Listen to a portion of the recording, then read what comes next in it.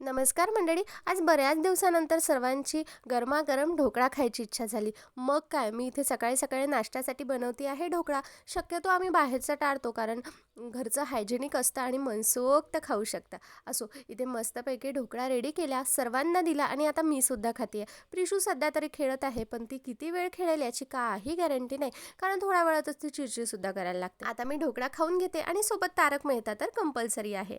आणि मग लगेच देवाची पूजा करून घेतली. आता तुम्ही म्हणा देवपूजा खाल्ल्यानंतर का, तर माझा ना तसा काही नियम नाही. एकतर काल रात्रीला होता ताप, त्यामुळे माझे जेवण अजिबात झालं नाही, म्हणून ना मला प्रचंड भूक लागलेली आणि मी पोटाला त्रास देऊन तर काहीच करत नाही. त्यामुळे ना आधी ढोकळा खाऊन घेतला, त्यानंतर देवपूजा केली आणि आता हे काय करते तर मेथीचे पराठे करते आहे मी. कारण मेथीचे पराठे खायची इच्छा झाली आणि आई आणि मी आम्ही दोघीच आहोत आता जेवणाला, त्यामुळे ना मग पटापट दोघींपुरते मेथीचे पराठे करून घेतले. कधीही काहीही खायची इच्छा होऊ शकते आणि पोटाला अजिबात मारायचं नाही, हा आमचा नियम आहे. आईला गरम गरम मेथीचे पराठे खायला दिले आणि आई काहीही करत असो, प्रिशूचं तिच्याजवळ असणं तर कंपल्सरी आहे. असो, संध्याकाळला दोघी आजी नात्या जातात आहे मंदिरात रोजप्रमाणे आणि मला आता करायचे आहे एडिटिंग, म्हणून या व्हिडिओला इथेच एंड करते. बाय.